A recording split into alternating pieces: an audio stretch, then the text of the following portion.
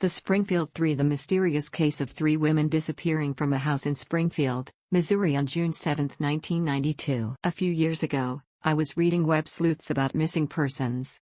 I've followed missing persons cases for years, and this particular topic was talking about the Springfield Three, which is also known as the three missing women from Springfield, Missouri. Someone wrote an offhand comment. Something like, once you get into this case, I mean really look at it, it hooks you. There are so many twists and turns. It gets into your head and doesn't let go. I read up on the mysterious case, and before I knew it, I was hooked. The case is so baffling. I've researched it for years, and I must admit I'm really no closer to a hypothesis than I was when I started. The case has not been solved, but sometimes with these cases you get a sense of what happened, or at least you draw your own conclusions. But this one has so many twists and turns and dead ends that just when you think you might have figured out what happened, you get blindsided by a reason of why it couldn't have happened that way. The case starts with Suzie Streeter and Stacy McCall graduating high school on June 6, 1992. Like most high school graduates, Susie and Stacy had plans for that evening.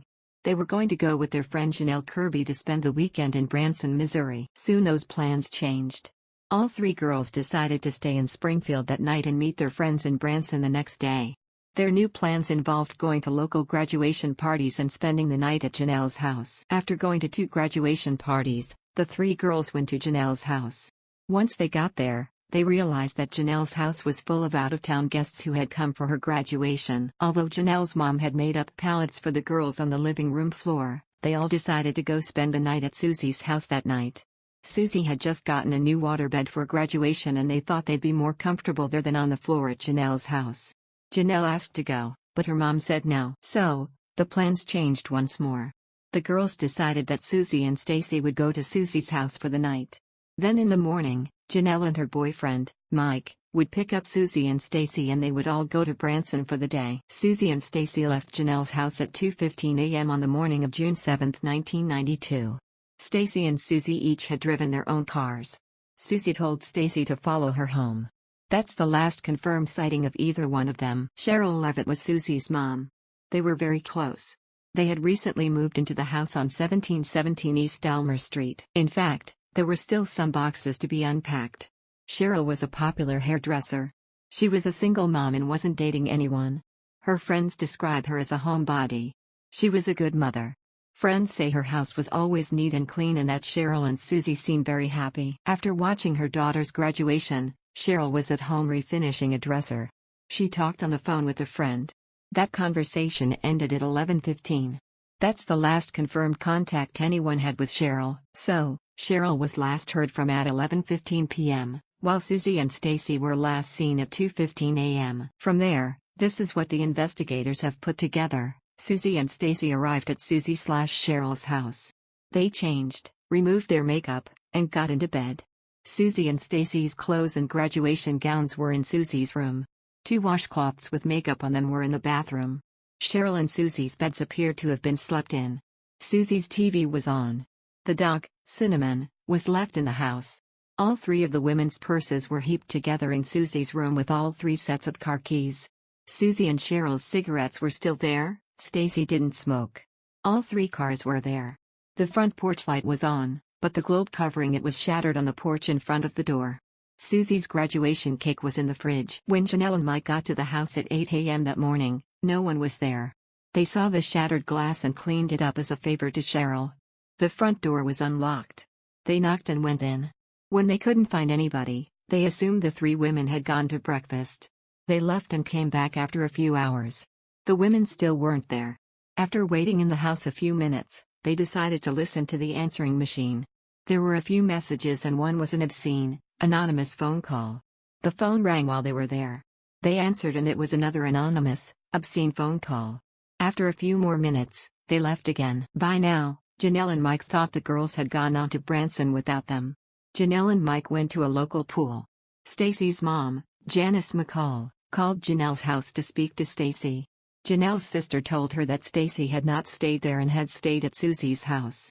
Janice was a bit perturbed, but decided to let it go for Stacy to celebrate her graduation. Since Susie and Sherrill had recently moved, Janice didn't even have their new phone number/address. She got these from Janelle's family. Janice tried to call a few times, but didn't think too much of it when she didn't get an answer. So, the afternoon wore on. It was around 5 p.m. when a mutual friend told Janice that Janelle and Mike hadn't found Susie or Stacy at all that day. By early evening, friends and family members of the three women had gathered at Sherrill/Susie's house. A few cleaned the house. Someone made coffee.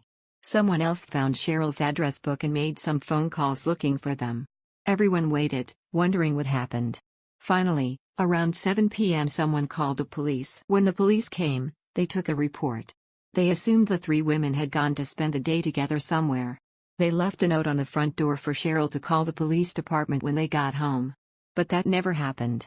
The three never came back and no one knows what happened to them. None of the three women had any known enemies. None of the three were involved in drugs, illegal activities, or any other dubious activity. Since Susie and Stacy were not supposed to be home that night, it would seem that Sherrill was the target of the abduction. But the abduction did not happen until Susie and Stacy were there. Why would someone risk doing something like that with three adults in the house? All three cars were outside, so it was apparent that there were people at home. If someone wanted to take Sherrill, why would they take the risk of taking all three women? Why not wait until she was alone? If Susie was the target, then someone had to know she was going to be home that night. Her plans changed several times throughout the course of the evening and weren't finalized until 2:15 a.m. Was someone following her and waiting for a chance to take her? If so, then why did they do it when all three women were there? Sherrill worked full-time. It would have made much more sense to take her when Sherrill was at work and Susie was home alone. Stacy wasn't supposed to be staying there at all that night. Like Susie, her plans changed last minute. If Stacy were the target, then why wait until she was at a friend's house? Sherrill, Susie, and Stacy didn't normally run around together. Susie and Stacy had been close years earlier, but had drifted apart in more recent years. Janelle was better friends with Susie than Stacy was. Janelle was also better friends with Stacy. The three girls were friends, but it was much more common for Janelle to be hanging out with one or the other rather than Susie and Stacy hanging out together. After the abductions made the news, a woman came forward and said that she saw Susie crying and driving an old van around 6 a.m. the day they disappeared. She said that the van pulled into a driveway next to her house and she heard a man say, "Don't do anything stupid." Then the van backed up and went the way it had come. The police considered that a substantial clue and actually had a replica van parked in front of the police department to see if anyone would recognize it. So, sometime between 2:15 a.m. and 6 a.m., someone came to the house on Delmer and for whatever reason, they somehow abducted three grown women. There was no signs of a struggle. One investigator says it was like the women were captured. Sherrill's purse had $800 in it, so robbery wasn't a motive. There are rumors that some photos had been removed from the frames in the house. The empty frames were left on the walls. There are also rumors that the dog was locked up in the bathroom. I wish I had seen this post when it was younger. My mom worked in the Branson, Missouri area in the early 90s when this happened. She was going to college and working as a maid at a small hotel at the time. The hotel would rent rooms to people for a week at a time, and there was a truck driver staying there that really creeped my mom out. She would leave the door open anytime she serviced his room, and if he was there she would make another maid come with so she wouldn't be alone around the guy. Apparently he asked her lots of questions regarding the case and what she may have heard about it on the news or what her and the other maids thought happened. My mom says he also kept any newspapers that mentioned the missing women. The guy also drove a large white van, but he didn't park it at the hotel. He had it parked in a vacant wooded lot about a 1/4 mile away from the hotel, where a church is now, and would walk to the hotel from the van any time he used it. He stayed at the hotel for several weeks before finally moving on. Did she report this to the cops? I just called her to ask if she remembered anything else about this. She did talk to a cop about it, but she doesn't think anything official ever came of it, and she didn't ever hear back from him. Quote, Susie had just gotten a new waterbed for graduation. Did the police ever look into this? I'm wondering if Susie and her mom set the waterbed up themselves or if it was delivered and set up by the store's service. I mention this because the few times I've had strangers in my house is when furniture has been delivered and set up. If the bed was delivered and set up, it would have provided an opportunity to case out the place and its occupants. That's a very good point.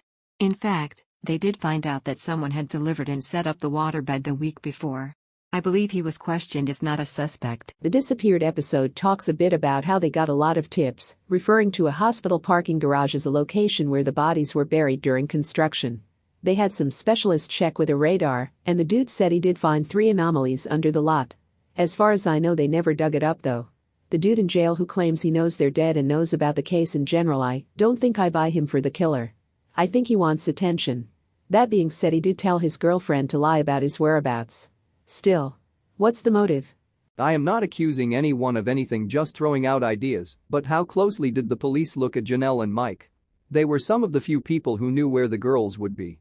Also, if they were involved, it actually allows more time for the abduction to have taken place, since they could have been disposing of the bodies during those few hours they claimed they were waiting around for the girls.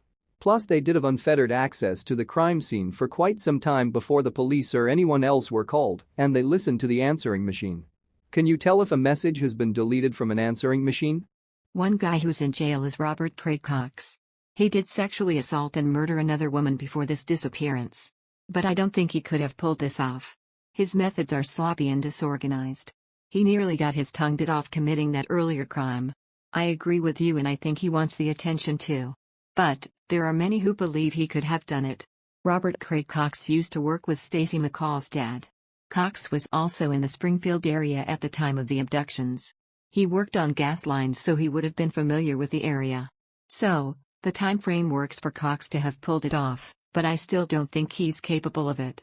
The current investigators think that there were 2 people involved in this crime. One who was the mastermind and one who maybe didn't know all the details, but was in on the abduction.